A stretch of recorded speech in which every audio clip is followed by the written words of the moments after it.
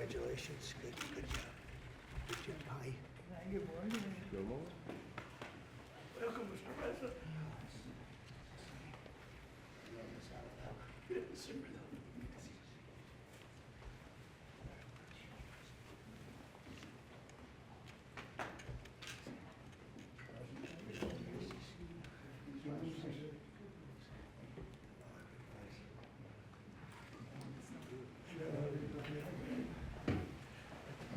It's a nice friendly group.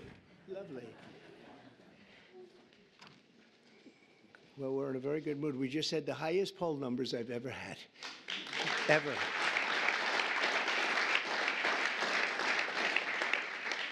And actually a record for a Republican. Now, I don't know about, have they checked the Democrats too? But we have a record so far for a Republican. Now it's 4 weeks. We have a lot of weeks to go. We want to finish that way, right? But I just wanted to thank everybody because you've been really amazing.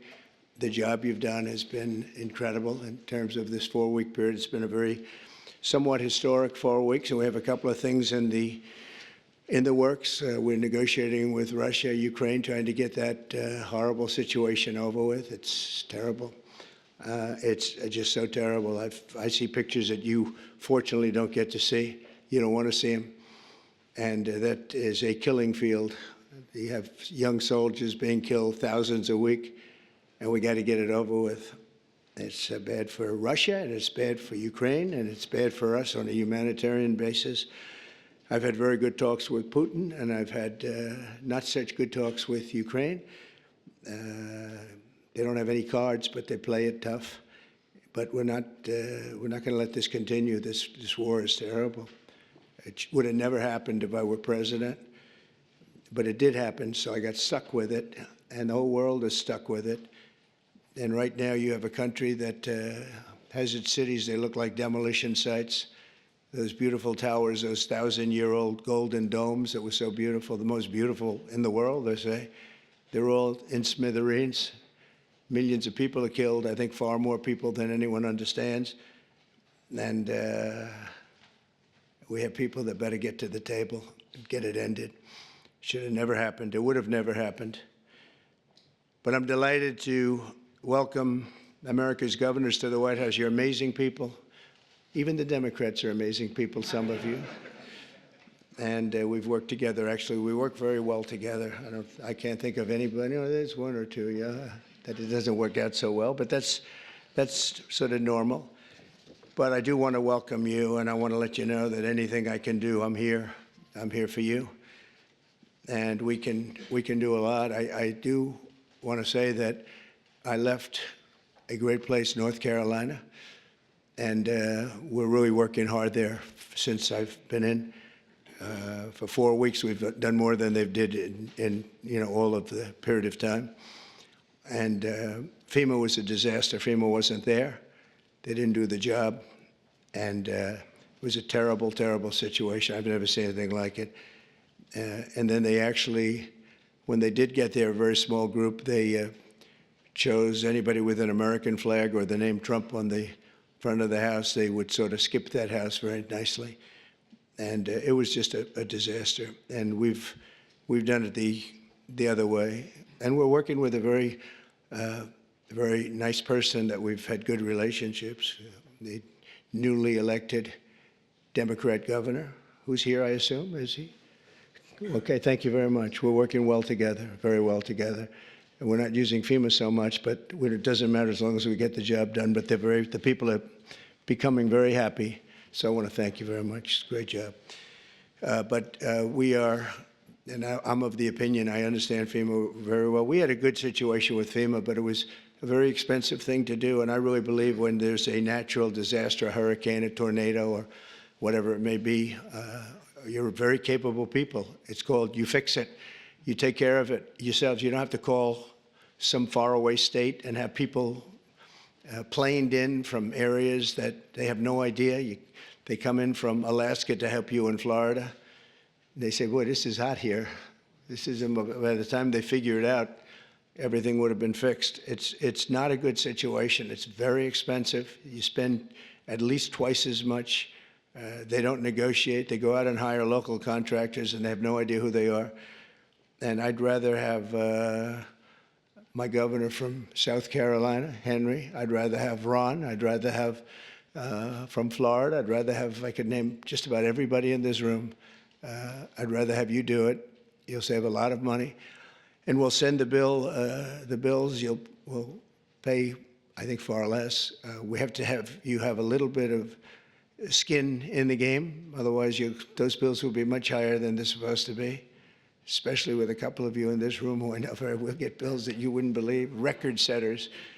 But so I think 75-25 with the government, the federal government paying 75.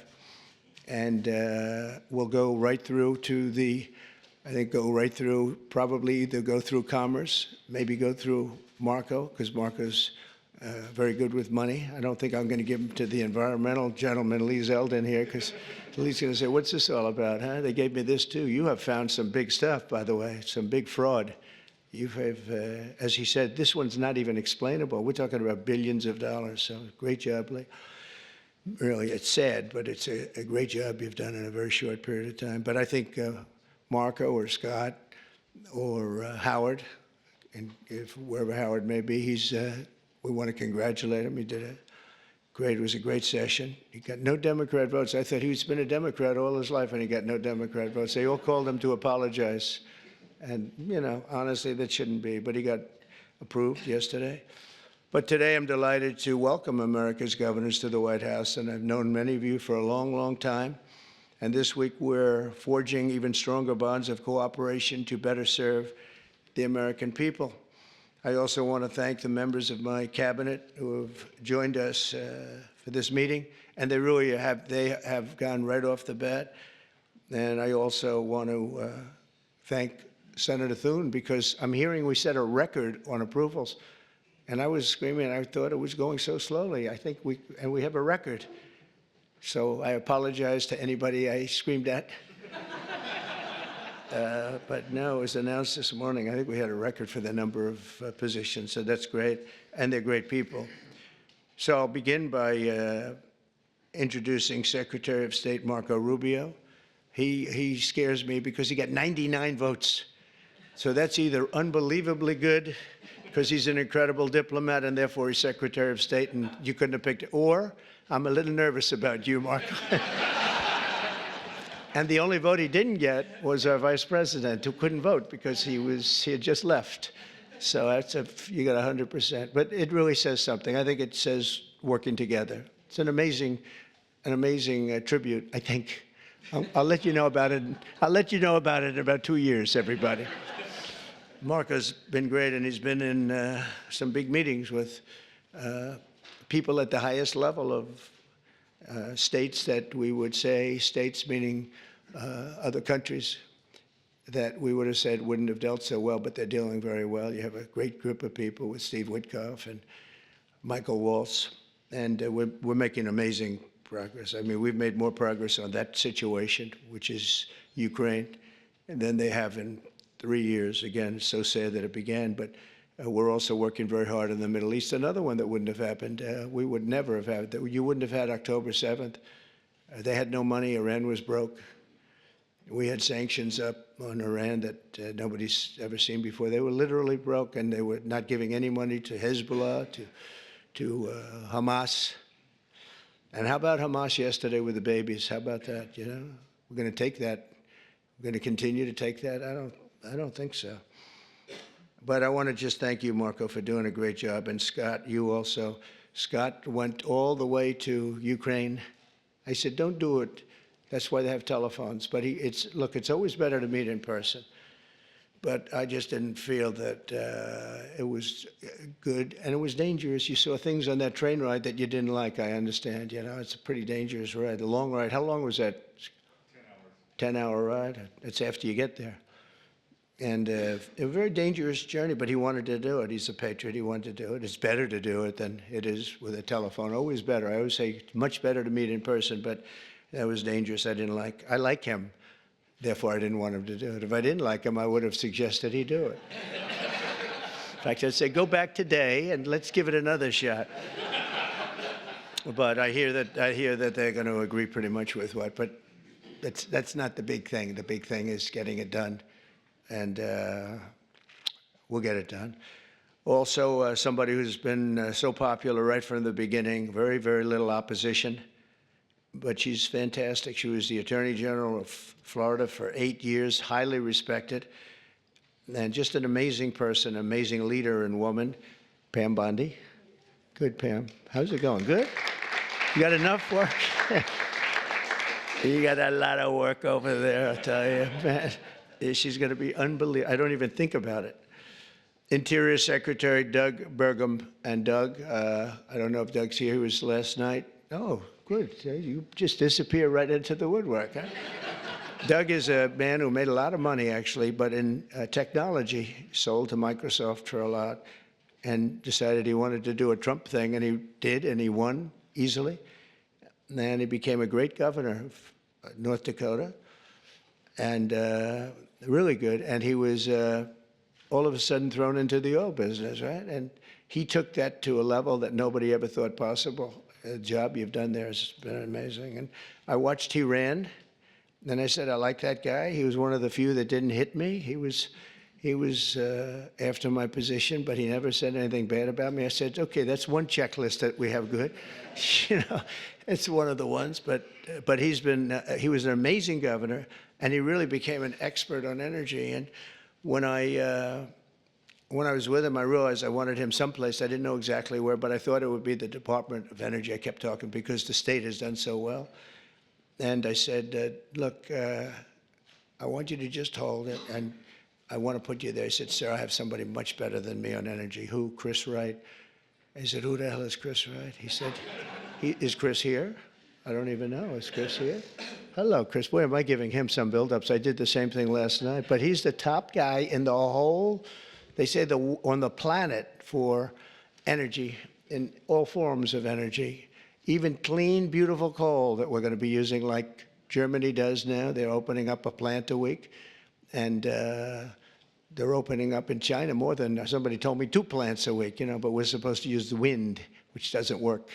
Doesn't work from a practical standpoint. But I just want to welcome you because you had the greatest man. When he said, you're probably the only man, because I know Doug, he's got a big ego. And you're the only man I've actually heard him say something. He said, he's so much better than me on energy, he's better than anybody. And so we made a move. And you gave up a tremendous position to do this, and we want to thank you. But we have to get going because when we bring the energy costs down, we have more energy than anybody in the world. We just didn't use it. Can you imagine? Biden set us up in Venezuela instead of taking ours, so that we go to Venezuela where they have very heavy stuff, and we have the best stuff in the world. We have more liquid gold, and it's really great liquid gold too. We have more under our feet than anybody else. But we went to Venezuela to buy oil instead of taking it from our own land and, you know, drilling a little hole in the ground. About, how big is that hole? About a foot? About a foot, yeah.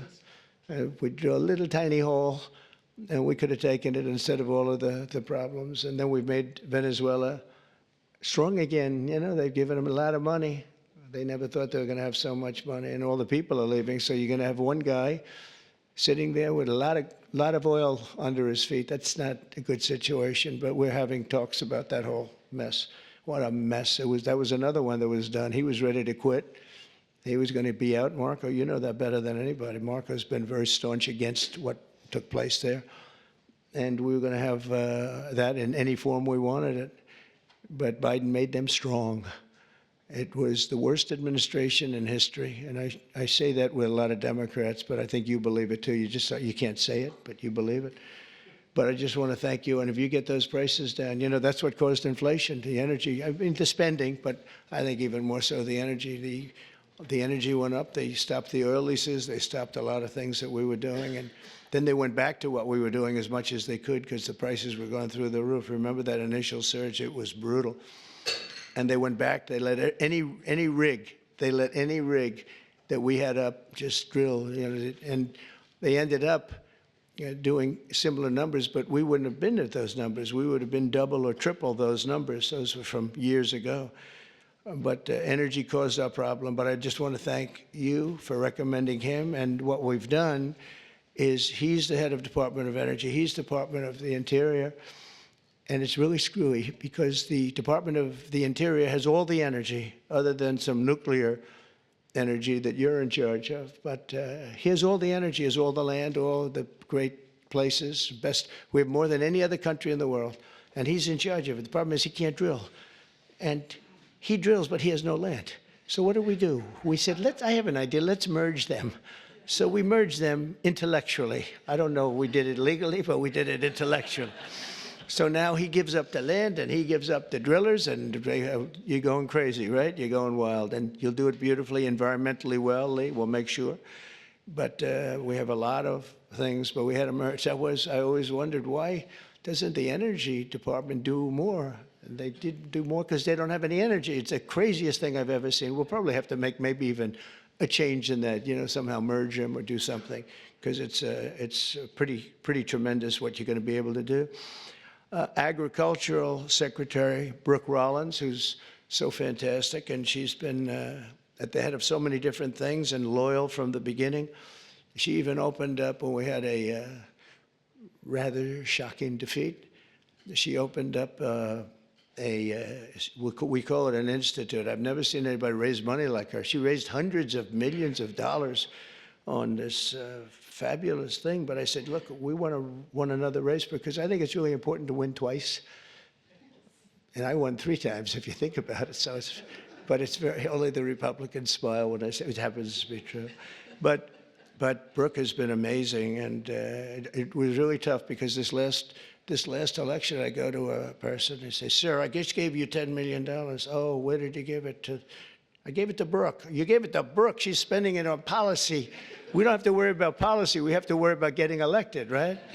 But Brooke is fantastic, and she's done such a good job, and she's make America great again, top of the line, right? And she's going to, and what I didn't know, and as soon as I found out, I said, that's that. She studied, that's what she studied, agriculture. She knows everything about it, and she's going to be a fantastic secretary, and you'll do something with the eggs, because I'm hearing so much about eggs. You'll figure it out. You got to figure something out fast. But and we inherited all of the problems. At some point, a few months down the road, we won't be able to say it's so much us. But the big things, really, we can blame other people for, to allow criminals into our country at levels that nobody's ever seen before, to allow people from jails, to have countries from all over the world be allowed to empty jails into an open border. They emptied jails and prisons, mental institutions, insane asylum, gang members, drug lords, drug people on drugs, people that are very sick. They allowed them to come into our country totally unchecked, unvetted. And right now we have a great gentleman, Tom Homan, who's doing an unbelievable job, and Kristi Noem. They're doing a great job, but it's something we should have never had to be done. And you see the levels of crime that these are serious. They make our criminals look nice, I'll tell you. That's the only thing we get out of it. Our criminals are very nice people by comparison. These are seriously tough people.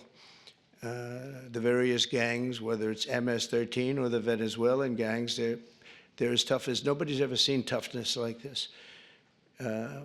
Secretary of Health and Human Services, nobody knows this particular gentleman. He sailed right through. I thought he'd get a lot of, I said, well, he's going to get a lot of Democrat votes, Ron. I said, he's going to be an easy one, right? I told Ron DeSantis, I said, this one's going to be so easy. He's going to get all those Democrat votes. I don't know. Thank goodness for the Republicans, right? Robert F. Kennedy Jr. And where is Bobby? Where is Bobby? So congratulations. Was that as easy as you thought? Just quit. Well, in the end, they all voted for him. He did pretty well. You got through. But, we have one stat that I quote, the autism stat. And you hear different numbers, but it's thousands. They say between 10 and 20,000. So if you go back 15 years ago, we had like nobody. It was 1 in 20,000. Now we have 1 in 34. Is that right? 34. So 34 or 36 kids have autism.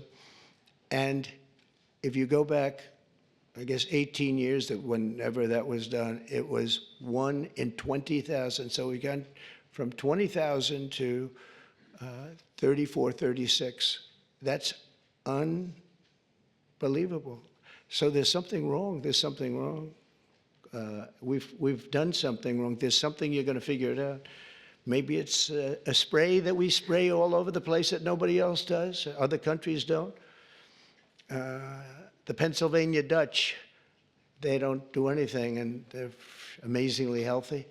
And he understands. He's working with Dr. Oz, who's a really smart guy. I know him very well. And those two guys are going to figure it out. They're also going to figure out why in the United States we pay $1,300 for a drug, one that we were talking about, and in London they pay, literally they pay $200, even less. $88 I heard in one case yesterday. They pay $88, we pay $1,300 for the exact same drug from the exact same factory, from the same plant where it's made. We've got to figure that out. So I hope you focus really a lot on the cost too, because Americans are being screwed, and it's no good. They're not going to put up with it. Secretary of Housing and Urban Development, another one I know very well. He's going to be fantastic, Scott Turner. So Scott, congratulations. Man, oh man, you are something. He got up and we had a great meeting yesterday, right? He got up and spoke. He's a good speaker, that one. And everybody loves you. Everybody knows you. Great guy. You're going to do fantastically. Well, you got a good recommendation from Ben Carson. Once Ben Carson recommended you, I said, all right, that's okay. We love Ben Carson. Nobody like Ben. Secretary of Energy, I introduced, Chris Wright, and Secretary of Veterans Affairs, Doug Collins. I know Doug so well. Oh, where's Doug? Where's Doug? That voice during the Mueller hearings, that beautiful voice. Do you know, remember the catastrophe that every Democrat remembers this, when Mueller went to testify? This was not a good situation. That's where it all ended, Pam, when he didn't know anything about anything. And Doug said, you don't know what we're talking about, do you? No. This was not a good day for them, but it was a good day for justice, I can tell you that, for fair justice. EPA Administrator Lee Zeldin, he ran for governor of New York. In theory, you have no chance, but actually, he almost won. It was a fantastic run, amazing run. And he's very smart. He was a congressman. He was fantastic on the hoax, the various hoaxes I had. I had a lot of hoaxes, so many I don't want to name them all. We don't have enough time, but he was always very strong, great lawyer, tremendous lawyer, and also a big believer in the environment and keeping it good and clean and healthy. And I just want to thank you for the job. And the only thing I ask is that you go speedily, because, you know, a lot of people use the whole process, the environmental impact process, to delay projects. We just want them to go quickly. And you can get the same answer in a matter of months as opposed to a matter of years. I feel so strongly, because people are coming in with tremendous amounts of money. I have been spoken to by yesterday I had Tim Cook in the office from Apple. He's investing hundreds of billions of dollars. I don't know, I hope he's announced it. Hope I didn't announce this, but what the hell? All I do is tell the truth. That's what he told me. Now he has to do it, right? So it's good. But he's investing hundreds of billions of dollars, and others too. We're going to have a lot of chip makers coming in, a lot of automakers coming in. They stopped 2 plants in Mexico. They were under construction, starting construction. They just stopped them. They're going to build here instead because they don't want to pay the tariffs. The tariffs are amazing. It's good. I got myself in a lot of trouble. I said it's my favorite word in the dictionary, the word tariff. It's such a beautiful word. And the fake news killed me. They said, what about love? What about God? What about family? And they said, I'm in trouble. I said, so now it's my 4th favorite word. I say, love, God, family. Just a couple of others I could add in there too, but it's my 4th favorite word. So, and OMB Director Russell Vogt. Thank you, Russell. You're going to be incredible. I know he took some hits, but I know how good he is, how honest he is, and he's fantastic with the numbers. And you're seeing these numbers coming out with the theft, right? And it's tremendous fraud, wasted abuse, and all 3 of them. But I think the fraud is really the biggest. I think you're going to see it. You come out as soon as you can, I think, with your numbers. but because they're not explainable. They're not explainable. So I just, Russell, do a great job, that's all. SBA administrator, small business. Now, small business is really big business. It's actually one of the biggest banks in the world. It sounds a little bit like, oh, small, little business. It is a massive, it is one big sucker, right? And Kelly Loeffler's here, so she's going to be incredible. And she's got an incredible husband, Jeff, who's one of the most important people in the world of finance. And he knows. He owns a thing called the New York Stock Exchange, so that's not so bad, right? And you have natural experience, but I think you're going to do great. And there's a lot of fraud in there from the past, you know, with all the money that was handed out. It was, you know, billions and billions of dollars. Director of National Intelligence, Tulsi Gabbard. Where's Tulsi? Is she here? Hi, Tulsi. I haven't really seen you. Good luck. Do well. Have fun. We built a building. The building cost like $12 billion to build. It's loaded up with intelligence. Lots of luck figuring it out, right? Good. It was, he was treated pretty rough for a person that's an incredible patriot. We've all known that. So it's nice that you're sitting with Bobby, because you too, you went through a lot. But you know what? You're going to be stars. And over the past month, our new administration has taken unrelenting action to fix every single disaster that we inherited, and we inherited a lot of them, the border being, I think it's the most difficult one of all. The rest we can get fixed, including foreign countries that are doing things that they shouldn't be doing. And one of the reasons that we won the election by so much, because we won it in everywhere. We won the popular vote. We won the 7 swing states, all 7 by a lot. And we won by millions of votes, the popular. It's always hard. I guess it hasn't happened in a couple of decades for a Republican to win the popular vote. I think that that's changing so rapidly. But we had another thing that was pretty amazing. We had, of the 3,000 counties, we won 2,500 of them.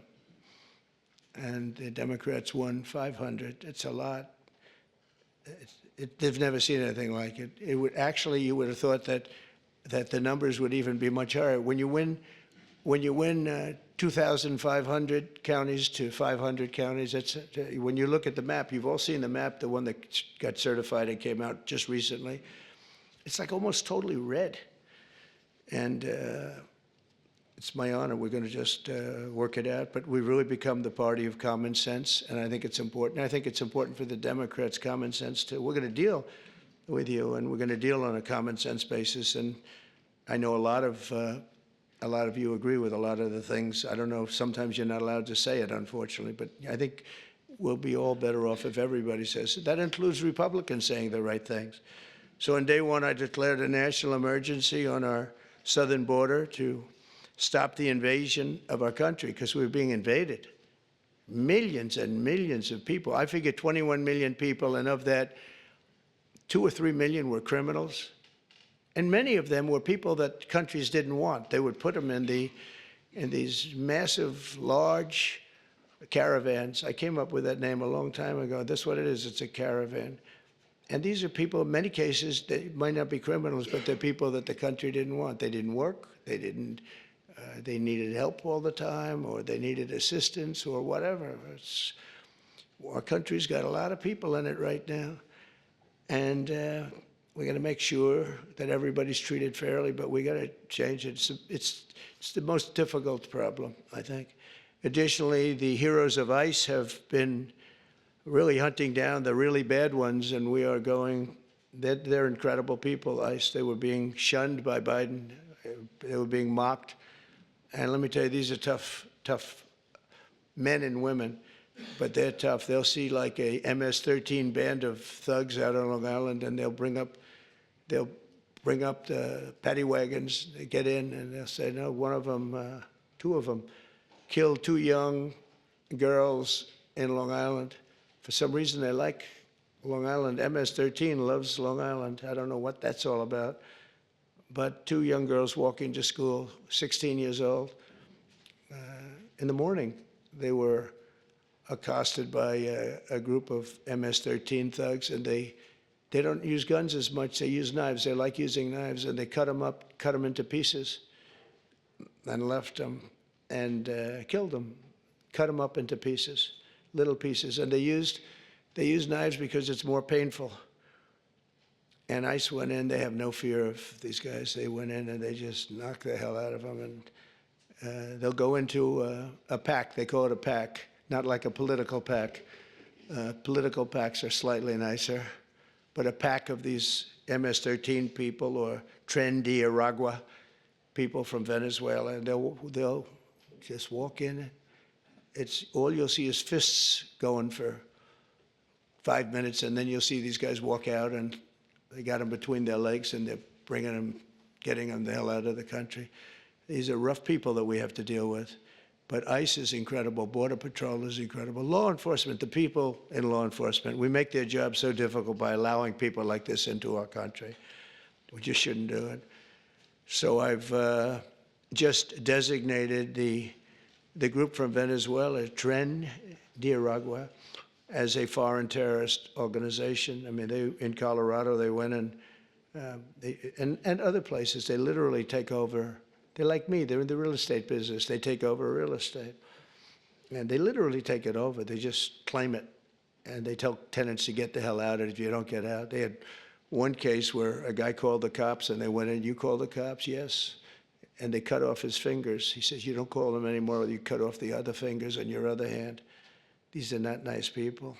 But federal, state, and local cooperation has to be the backbone of border security. So I hope, as governors, I know all the Republicans are very much in tune with Tom Homan and Christie and everybody, but I hope everybody, because ultimately you want to get the criminals out of your state. And we're focusing on the really bad ones. We have 11,088 people that we know of that are murderers, that are actually murderers. And I can't imagine anybody wanting them in their state, whether you're a Republican or whether you're a Democrat or whatever you may be. I mean, we have many of them murdered more than one person. Some murdered more than 5 people, and they're in our country. They let them out of jails. These were convicted people, and they let them out of jails because it's very expensive to have somebody in jail for a lifetime or whatever it might be. And they brought them in here. The American people expect every city and state to fully honor ICE detainer requests, and we hope they can, and to ensure the safe transfer of criminal aliens into federal custody for immediate removal from our country. You know, many of the countries said, "We're not ever going to let them back." Under the Biden administration, I remember it's Venezuela. He's a tough guy. And others, they said, "We're not letting them back. They're out of here, and you'll never bring them back. They're not coming into this country." And Biden said, "Oh, we can't bring them back. They won't take them." Well, we took them. And every single country now, you saw it with Colombia, you saw it with Venezuela. In fact, they actually offered to send planes to pick them up, and they'll pick them up so that we don't have to go through the expense of sending a plane. Is that correct, Marco? Even Marco couldn't believe that one. But they literally are sending planes to pick up these people. And they're rough people, and they're picking them up, and they're putting them in the planes. There's no excuse for any state attempting to aid and abet dangerous criminals, killers, drug dealers, really bad people who are violating federal law and violating the law by being in our country. To combat inflation, I declared a national energy emergency, and we had to do that. One of the things we've done is by doing that, we can go very quickly. You know, a lot of companies are coming in, but they need tremendous electricity, amounts of electricity. Who would have thought, Doug, right?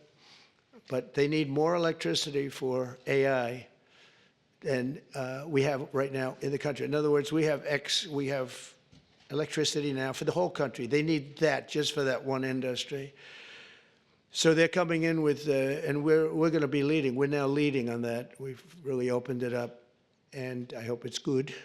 But we opened it up, and we're leading China by a lot. But China's giving them tremendous electricity because they do whatever they want to do. But we're working with Lee. And I've told these people they're going to spend hundreds of billions, trillions of dollars, actually. So I need double the energy that we have right now, and even more than that, from what I'm understanding, which is hard to believe. In other words, take every car, everything, every building, We need, whatever it is, 100% of the energy, we need that amount just to be in the #1 position. And we need really more than that to really dominate, which I think we'll be dominating. But I told them, and they can't believe it, I said, we're going to get you quick approvals, and you're going to build your own electric plant so that you're going to create your own electricity when you build your plant, which will be massive. These are massive plants. But when you build your plant, we're going to let them build an electric generating plant where they build like a utility. In other words, instead of using Con Edison, like we have in New York, hello, Governor, nice to see you back there. And we do have Con Edison, and they don't do a bad job, actually. But, they could be a little cheaper with the price, perhaps, but they don't do bad. But we build our own utility. They can have their own utility. If they have any extra, they can put it onto the grid. But this way, they're not subject to a bad grid or a dangerous grid or a grid that gets taken out by bombs or war or anything else. So they actually couldn't believe it. They said, you think you could get that approved? Yeah, I'll get that approved very quickly. They couldn't believe it, and they're so happy. And they're going to do some in Virginia, some big ones. But we're going to go, and this way, it's really a self-service. They just have this massive building with a large electric generating facility that'll be powered by natural gas, mostly. Some will use coal, some will use nuclear, clean coal. I only say clean coal, but some will use nuclear. They have their right to do it. None will use wind, because wind doesn't work. It's just terrible how an environmental person can like wind. It kills the birds. It's very expensive. It's 7, 8 times more expensive than other forms of energy. Every wind turbine in the country that goes up needs massive subsidies.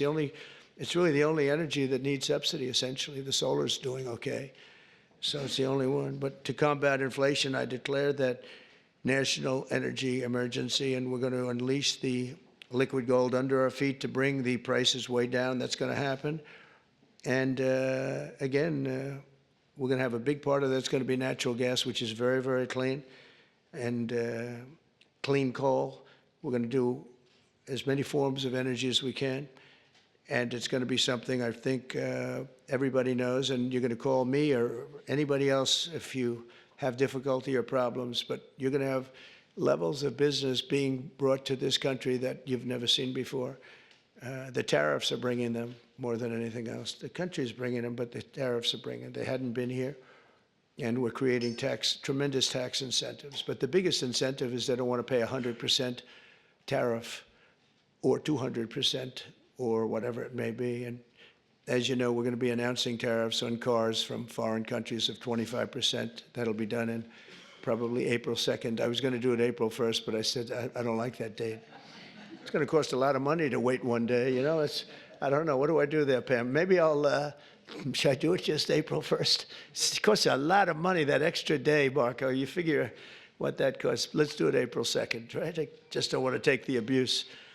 We created the new Department of Government Efficiency, which you may have heard about, DOGE, which is now waging war on government waste, fraud, and abuse. And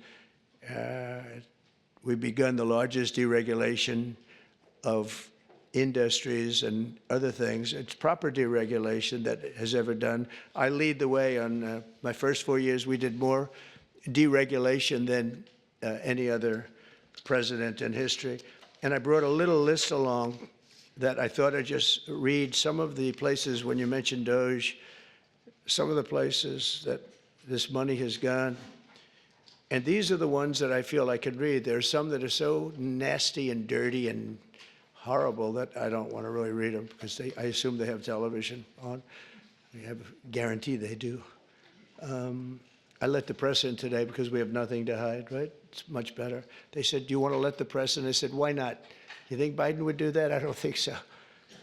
$520 million was given for a consultant to do ESG, that's environmental, social, and governance investments in Africa. $520 million, $25 million to promote biodiversity, conservation, and social responsibility behavior in the country of Colombia.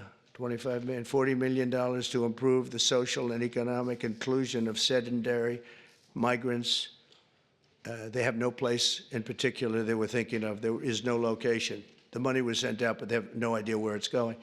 $42 million for social and behavior changes in Uganda, and $10 million for Mozambique medical male circumcision.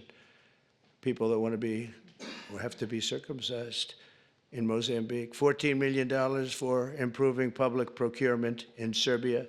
$486 million to a consortium for elections and political process strengthening, of which $22 million was for inclusive participatory political process in Moldova, and $21 million going to my friend, Prime Minister Modi in India, for voter turnout.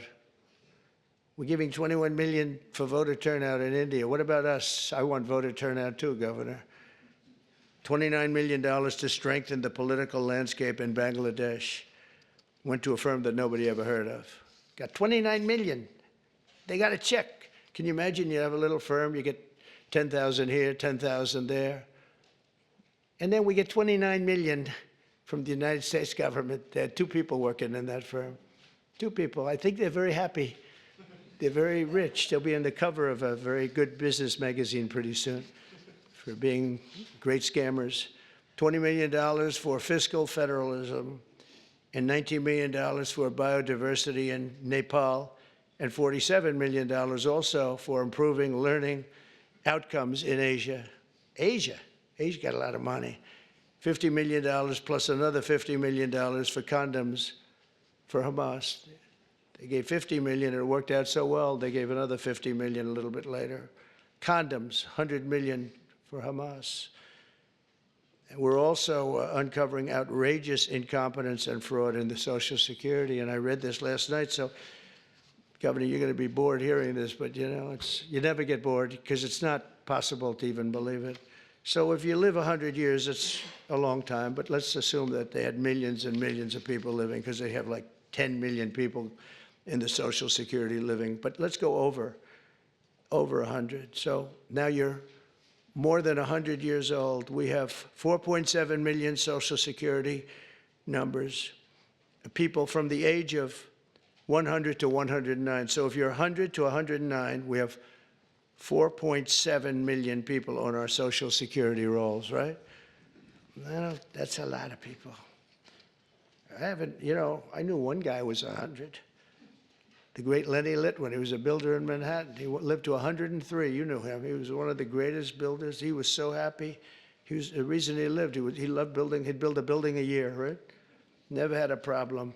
You knew Lenny Litwin, I would think, Governor, right? He was a great guy and got along with everybody. He got along with Democrats, Republicans. Everybody loved Lenny. When he died, it was a bad day for New York, I'll tell you. He was a great guy. But he lived to 103, 104 because he just loved his business. He was designing a new building at 103, and that was the end of it. He didn't quite get the design finished.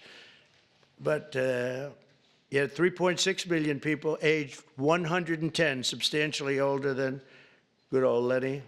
From 110 to 119, you have 3.6. These are the people on the rolls. Now we're looking to see whether or not they've been paid, because if they've been paid, then you're just using those numbers to take out the money, all the money that's paid to those people. 3.47 million people from the age of 120 to 129. 3.9 million people aged 130 to 139. 3.5 million people aged 140 years old to 149 years old. I think this is the case for Pam. I think I might give you this, Pam, just you can have it. In fact, I will. 1.3 million from age 150. There's 1.3 million people, they're saying, are alive and receiving Social Security. Now, that's the only thing we're checking. Are they receiving it? Because if they're receiving it, that makes it much worse. If they're not receiving it, that just makes it incompetent. They shouldn't be on the rolls. And the only thing good about this is that when we take all these people off the rolls, and we have tremendous fraud underneath, people that are 80 and 60 and 50 and everything else, but this is really incredible. 1.3 million from 150 to 159, and over 130,000 people are on the rolls of Social Security over the age of 160 years old, including 1,039 people between the ages of 220 and 229. So we have, think of that, we have 1,039 people who are 220 years old to 229. We have one person at 240 years old, and here's the beauty of them all. We have one person at 360, which is strange because the country is 250. So it's been there 110 years older than the country. Here, Pam, you better take a look at this. That's much better for you than for me. Now the question is, are they getting paid? Because somebody maybe is getting paid. Yeah, I have a feeling you were. I said, what a convenient thing. This is so nice. We created this department, DOGE, and the kind of numbers are incredible. It could be $500 billion, but it could be $1 trillion. It could be even $1.5 trillion. We're going to find out. I mean, I'm actually going with Elon, and Elon is doing a really good job. And I said, who are these people that travel? We call them the Dogers.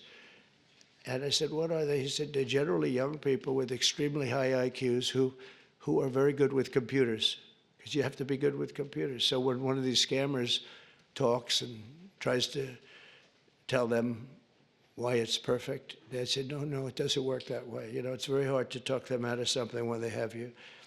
But we're actually going to Fort Knox because I want to see, do we have the gold? Do we still have whatever it is, tons of gold? I hope we do.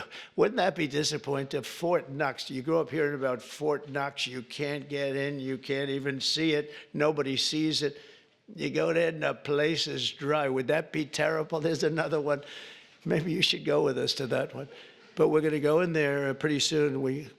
They're going to open the doors to Fort Knox. If any governor would like to go with us, we'll go. Do you want to go with us on that one, Ron? That could be good. Could be interesting. Can you imagine if we open it up and there's no gold? Well, I think there will be. For one reason, it's really heavy. You know, you steal or borrow gold, you got to be strong. So it's not like other things. But we're looking at everything. We have the largest deregulation campaign in history, and we are, again, I did more than anybody, but this blows it away. And for one, every time we put in a new regulation, we're not allowed to put it in unless we terminate 10 old regulations. So it's 1 in 10. We did 1 in 7 in my last administration. And the problem is some of them were put back, foolishly put back. There was no reason for them. So if you truly want a turbocharged economy, you have to do that, and you have to get rid of the regulations. I think one of the reasons before COVID, and we did a great job with COVID and it was a hell of a thing for all of us, everybody here. But some countries will actually never recover for what they went through. But we ended up giving back. When we turned over the reins, the stock market was higher than just previous to COVID coming in, which was an amazing achievement. But we were, just prior to that, I would never forget, I was sitting down with 2 consultants, the 2 great pollsters. They said, sir, this economy is so good. We're the greatest economy in the history of the world. We were doubling up China. I was also charging China hundreds of billions of dollars in tariffs, which no president charged them anything, but they were killing us. But we were beating everybody. Everybody said that in 2018, China was going to overtake us as the biggest economy in the world. And by the time I got finished, we were so much bigger than China, and we still are now. But another 4 years like we had just passed, you will have China being much bigger than you. There's no reason. If we have a smart president, there's no way that they should ever be able to catch us.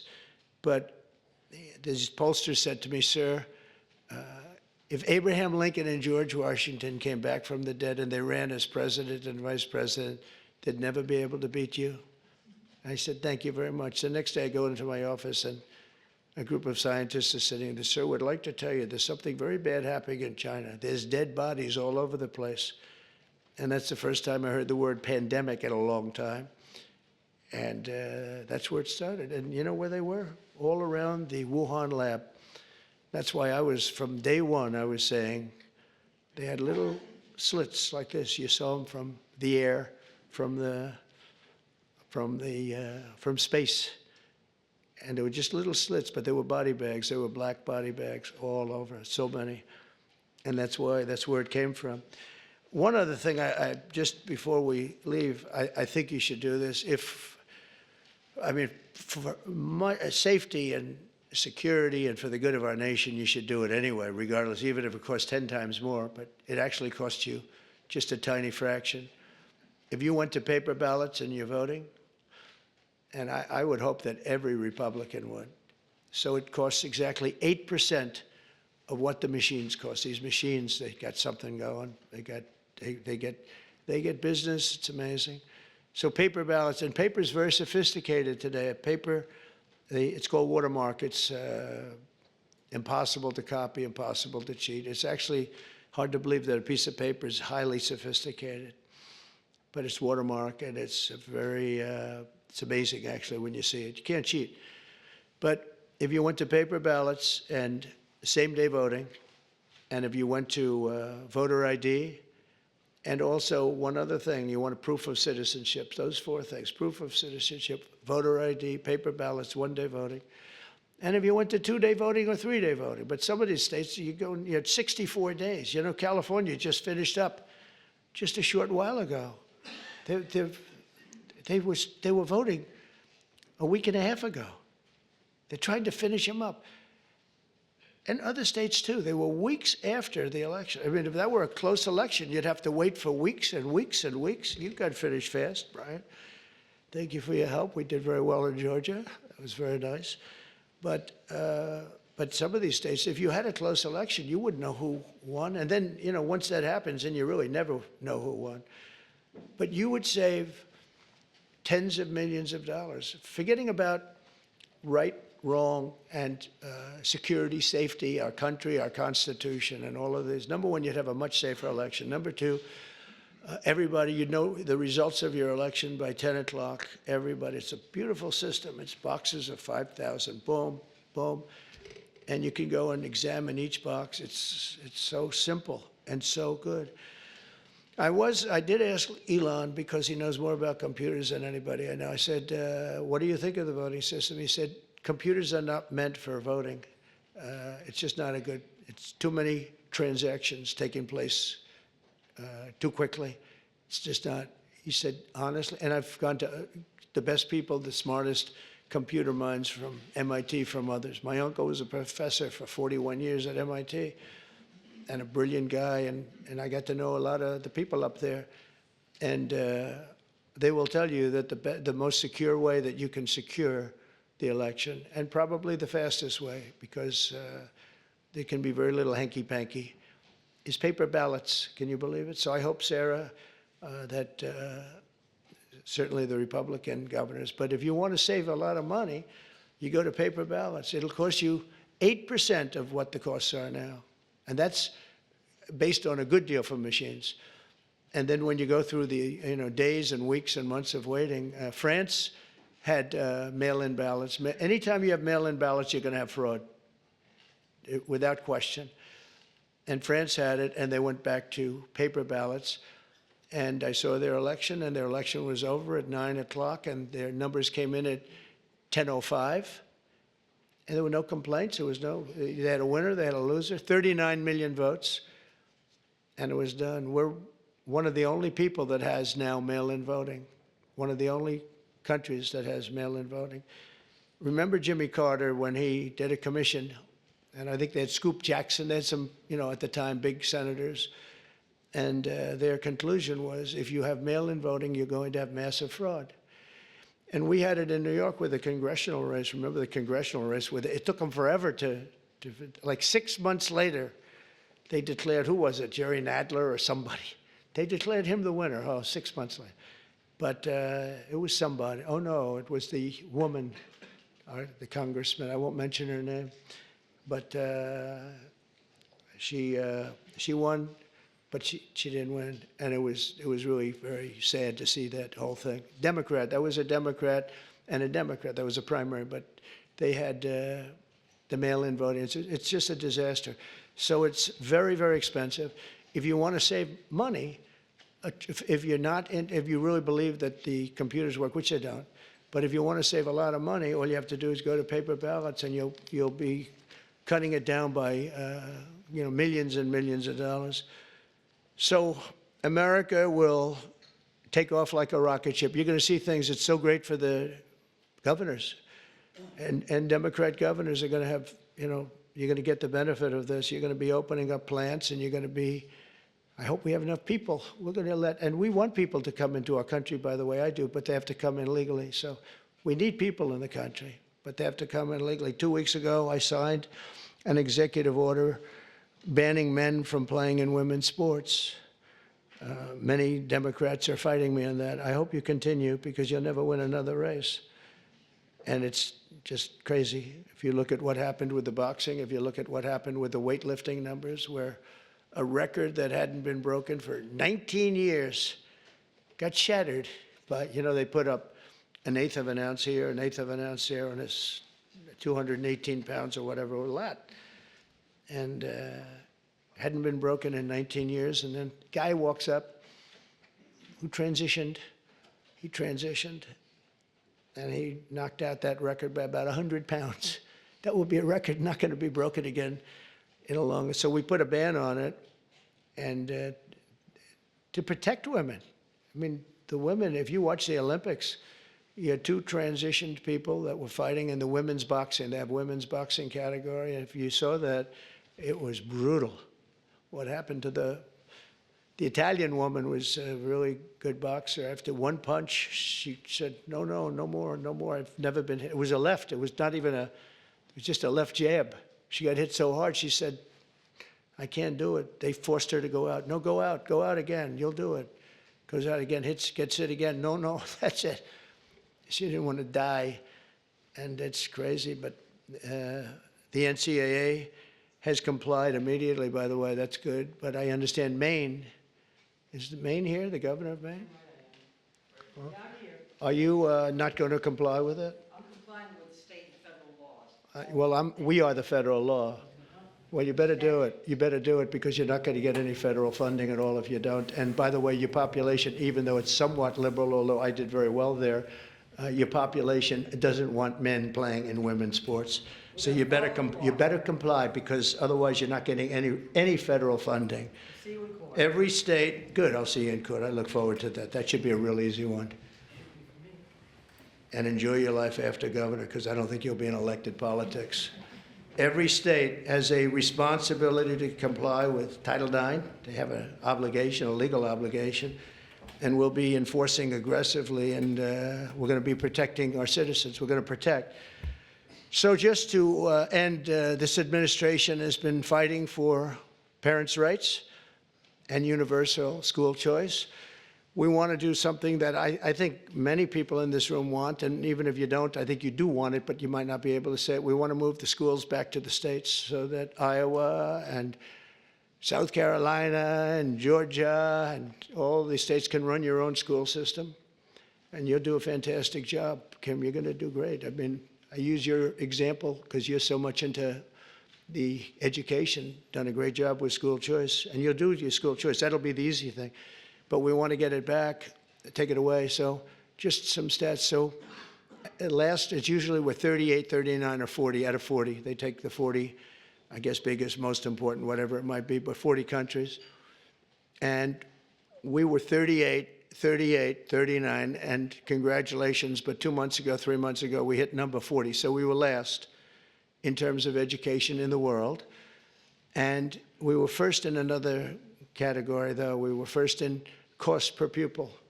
So we spend much more. And by the way, second wasn't even close. So you have Norway, Sweden, Denmark, Finland, China. So there goes the big country theory, right? They have 1.4. They're rated number 5. That's a little bit scary, isn't it? But they're all rated well, spend much less per pupil than we do. We spend the most per pupil and we're rated less. Think of that. Can anything be worse than that, Sarah? Huh? So what happens is we are going to make a very strong push on closing up the Department of Education. We'll have one person sitting there just to make sure that they're teaching English, reading, writing, and arithmetic, okay? Just, that's all. The rest of it is up to the governors. We have great governors, really smart people. Brian, I think you'd love to have it in Georgia because you could do a great job. And you're being told Ron would love. Ron sitting there saying, "Oh, give me the education." You're being told by people in Washington that don't know much about your state and maybe don't like your state, maybe don't like you, maybe don't like your pupils, about what they should be doing. And I'll tell you what, we will compete. Many of our states, I figure 35 of them, we're going to have 35 great ones. We're going to have 5 that are okay. Then we'll have another 5 that are blah. And then we're going to have 4 or 5 not so good. But in a place like New York, we could take it as an example, Westchester County. You go Westchester, Suffolk. You go out in Long Island, you do upstate New York. You know, you break it up into quadrants, Manhattan. But I think you could do a great job. I think the states will do a fantastic job. And we send the money directly to the states. And we're not looking even for the cuts, but you'll spend a lot less money. You're going to spend a lot less money. You know, as somebody that spent a lot of time in Washington over the last number of years, it seems like every building is a Department of Education. But I'm saying, what do these people do? What do they do? But if we could send education back, and Linda, as you know, is going through the process right now, and I think she's doing really well. She's great, Linda McMahon. And I said, Linda, you're trying. I really want you to do a great job, but you're really only doing a great job if you have no job by the time we finish. You have to create no job for yourself because we want this to go back to the states, and she agrees. And if we can do that, I think it's going to be one of the most important things we can do. So the governors, the people in this room, Democrat, Republican, will run their own school system, and we'll back them 100%, and we'll pay like we do now. But I think we'll end up having to pay probably half. But that's not the reason I'm doing it. I'm doing it because we give really bad education. And as far as the teachers union, I love teachers. And I imagine unions might form in some of these places, and if they do, that's fine, you'll deal with it. So this isn't against unions, it's because I won unions. I won the Teamsters. When you win the Teamsters, that's serious. But I put in a person as Secretary of Labor who I really did it because the unions treated me so well. The auto workers, I mean, so many of the unions, the firefighters, the police unions, I got like 98% of the vote. We're looking for the other 2%. Nobody can find them. So, you know, I grew up in New York, which was union territory. But we want to be able to have great education. If we don't have education in this country is going to go down. When you hear China is rated number 4 and 5 every year, and, you know, they're a serious competitor. So I want to thank you all. And I do want to say again, call me at any time. I will take your call. If you're a Democrat, I will put you ahead of the Republican. If I have a Democrat or Republican call, Simon, I will put the Democrat first. Okay, I promise. And probably, sort of promise, right? No, I will. We'll take good care of the people in this room. And it's an honor to be with you. You're very, very smart people. To do what you do, to get elected, it's a tough business. But if you could take back education, and if we could do some of the things that we just laid out very easily in this plan, and you have a federal government that's behind you all the way. We'll be sending help. As an example, if we do get rid of FEMA, which we should, it's very expensive, doesn't work. But we'll be sending federal help in if you have a big hurricane or a tornado or all of the things that I've been watching. And you'll be taken care of much, much better than you're taken care of now. You have to wait around for these people to come, and they come so late. But the worst example was what you had to go through in North Carolina. What happened there was a terrible thing. So congratulations on your victories, and you're going to have many more victories. And I'm here for you. If you want to ask a couple of questions, you could, if you'd like to. Yes, please. Thank you, Mr. President. So I think we share excitement about disaster response and how we can make it better. We've all had disasters. We usually love to see the president after disaster. That's never fun. Right. We have fires, other people have floods, hurricanes. We want to be a part of helping to make a federal emergency response work, changing FEMA so they're not putting square pegs in round holes. So involve our group because we're the ones on the other end of it saying, oh my God, why are they coming with this when we need that? Right. So we're ready to help. Good. Thank you very much. It's very nice. I agree. Yes, please. President, thank you for welcoming us. As we go through the process of putting in your priorities as president, would you give us an opportunity to speak with you about say, return on investment. Sure. Before we go, for example, into, oh, forgive me, we've heard, and we'll wait the decisions you make and the Secretary will make, but for instance, on Medicaid or Medicare, Sure. if cuts are proposed, perhaps give us an opportunity as governors to prove to you that we can make these programs worthwhile. That might help us on our I budgets. love that. I think it's great, Bobby. I think it's great. One of the things we're really focused on is bringing down the costs, and we haven't been treated very fairly, especially over the last 4 years. And as you know, we had transparency, which is one of the biggest things that could have happened. And Biden, for whatever reason, terminated that. That would have brought down the costs tremendously. But we'd love to have your ideas on any of them, Medicare, Medicaid, any of it. And we will, if those ideas are good. You probably have better ideas than anybody as governor. So we would love that. Thank you. On that issue of healthcare, we've talked about it before. If we reform the healthcare industry, and you tried to do that in the first administration, and they tried to fight it back every step of the way. We all deal with high healthcare costs in government and the private sector. And if we reduce that from 20% of our GDP down to 10 to 12, you can pay for a lot of things in government that we can't currently do it. We need to get the industry in line helping us do it as well. Well, you're a good example of it, and in your state, they've done a good job. But you're going to get those numbers down even lower. I know that. That's something very strong for you. And as you have ideas, I'd love you to pass them along to the other governors here. But there are some states that have done a really, really good job with that, and we are totally open to suggestions. Right? Thank you. Yes, Henry. Mr. President, thank you for having us here. It's the de minimis rule in tariffs. We've got the amount that is self-declared now is $800. If you say your package coming from wherever is under $800, it's not inspected, there's no tariff on it. Problem is there are a lot of things coming in that are over that. That's right, and we're not doing that anymore. And also there's fentanyl coming in, Yeah. I think, to all of these states. That's a real problem, and I think that everyone is sharing that.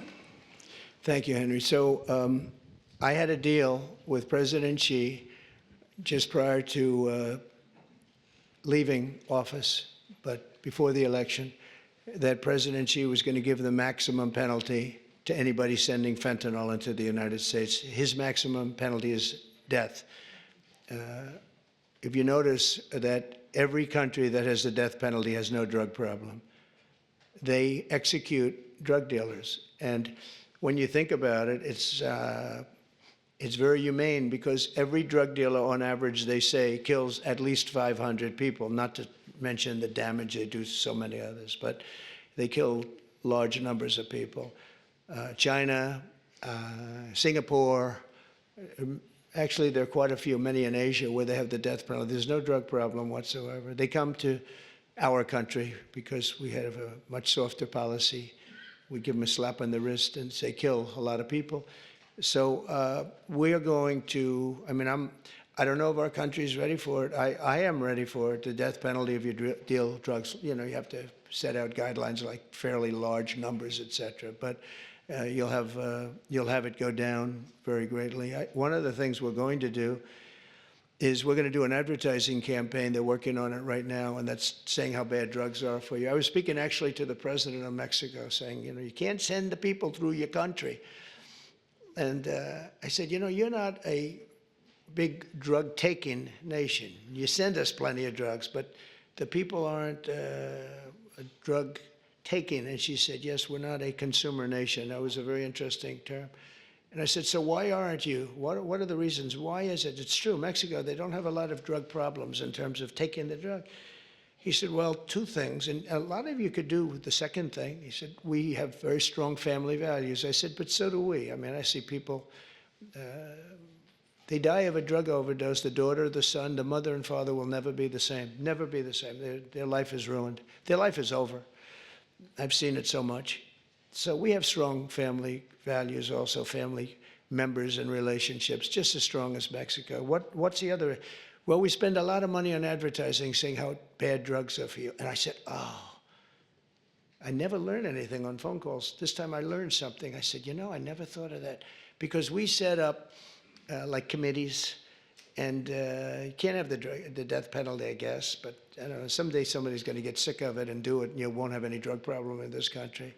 But, and you can do it on an individual state basis for the governors in the room that want to do it, but you will not have a drug problem in your state if you did it. But I will say this, we have a situation where we have now hired a couple of the best agencies, and we're going to spend about 100 million, maybe 200 million on advertising, saying that when you take certain drugs, the drug fentanyl, et cetera, it destroys your skin, it destroys your teeth, it destroys your brain, it destroys everything. And really horrible commercials. I mean, I've seen the first of them, and they are brutal. They are brutal. And when some young kid is sitting down watching this commercial a couple of times, I really don't think they're going to be taking drugs.